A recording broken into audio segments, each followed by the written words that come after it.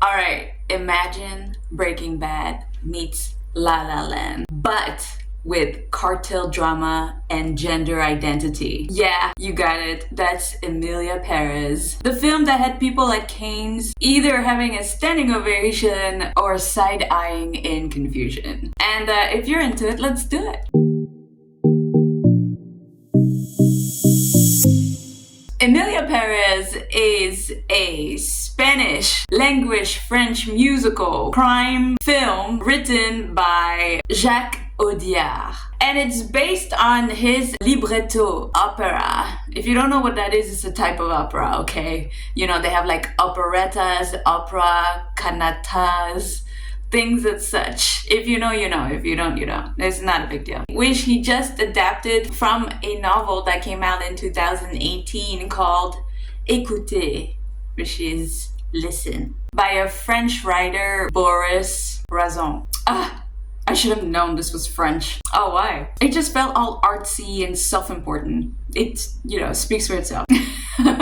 Okay, fair. So let's not forget that this movie has a studded cast.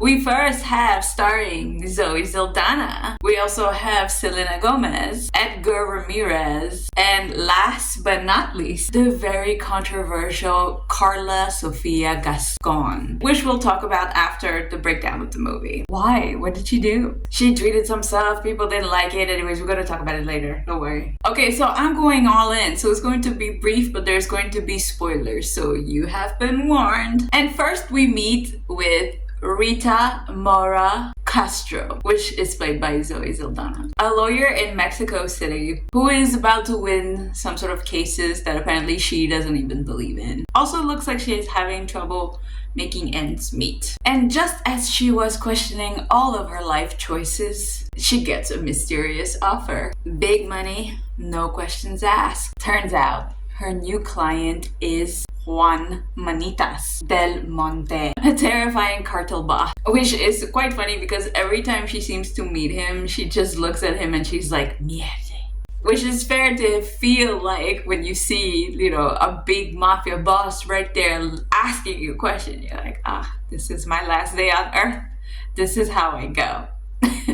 But the terrifying mafia boss is not there to question her on legal things. He wants to, get this, disappear and become a woman. Well, that's a twist. A mafia boss wants to become a woman? Damn, okay. Oh yeah, I know. I felt the same way. I was like, wow. Rita, she sees the money and she's like, this is going to make me rich for the rest of my life, so I'm gonna take the offer. And she goes in search of all the doctors. She goes to Bangkok, she goes to Tel Aviv, to all the places where they could do all the things that Manitas need. And Manitas is reborn as Emilia Perez. I went into this completely blind, so one, I didn't even know this was a musical, and two, I had no idea this was going to happen. I was like, what?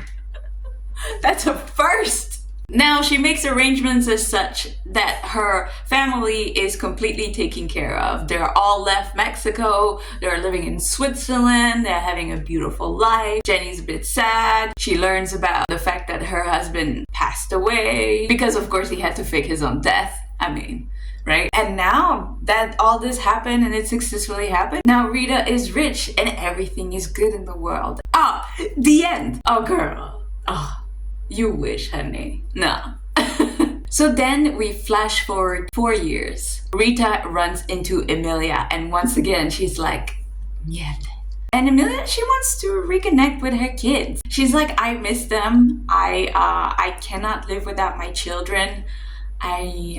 I need to see them. So Rita arranges so that, the wife and the kids come back to Mexico to like a long lost cousin that they've never seen before. And now they were all going to be a happy family together, mourning the death of Manitas. But Jessie, the wife, Manita's wife, she's not buying it. She's like, I don't know what this is, but this is fishy. Do you blame her? This person comes out of nowhere, tells her, hey, I'm your long lost cousin that you've never seen before. It's really sus. True, fair, I wouldn't trust her either. I don't know. Oh, but you know what? Guess the first thing she does when she comes back to Mexico.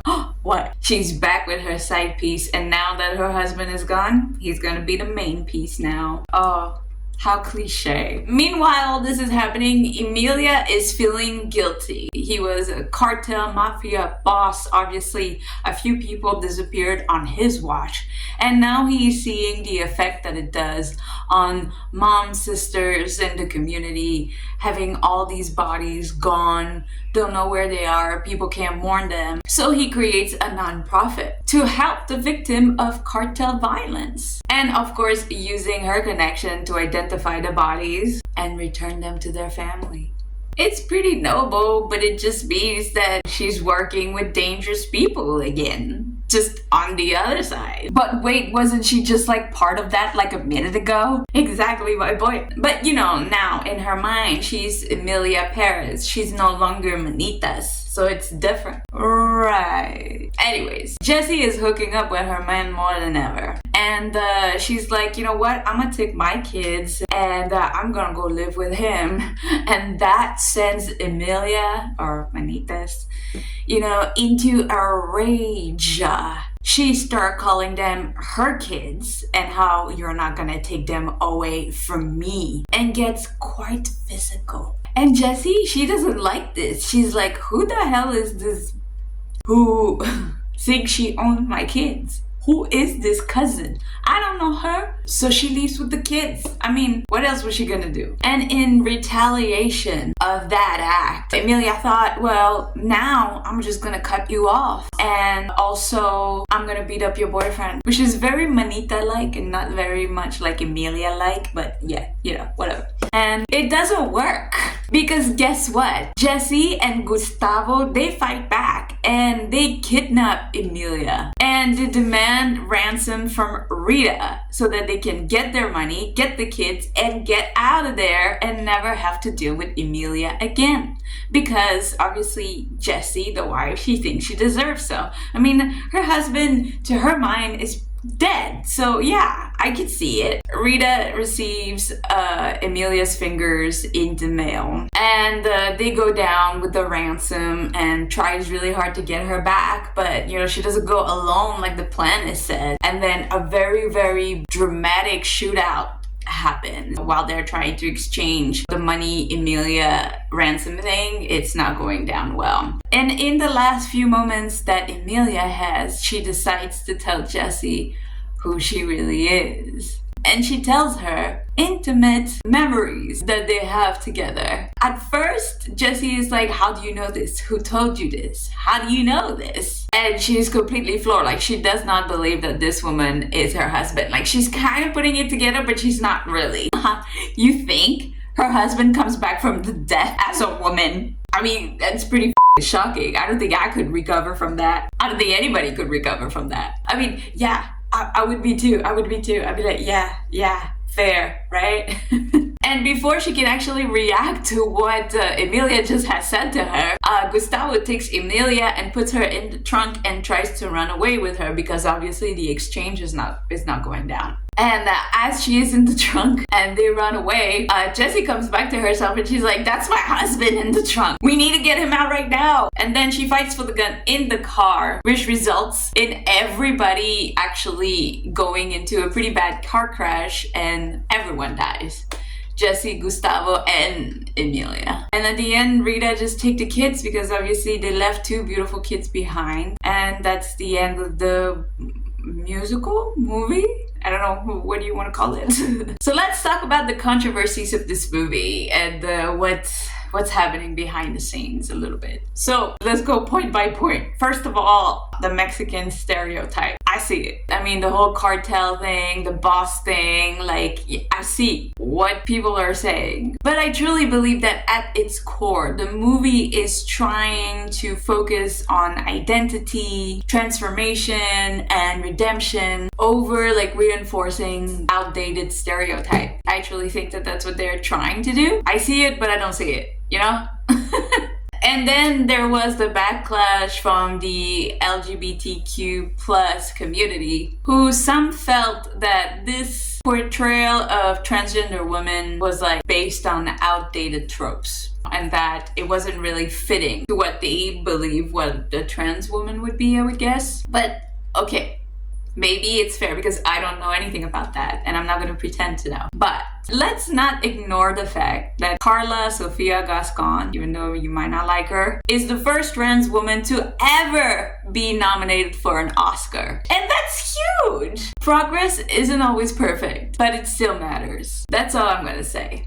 And finally, the X fiasco, the Twitter fiasco, whatever it's called nowadays. Let's talk about the things that she tweeted. Okay, so I'm not gonna put them up because I don't want to, and I'm not gonna talk about what she did say. Okay, I'm just gonna talk about it. That's it.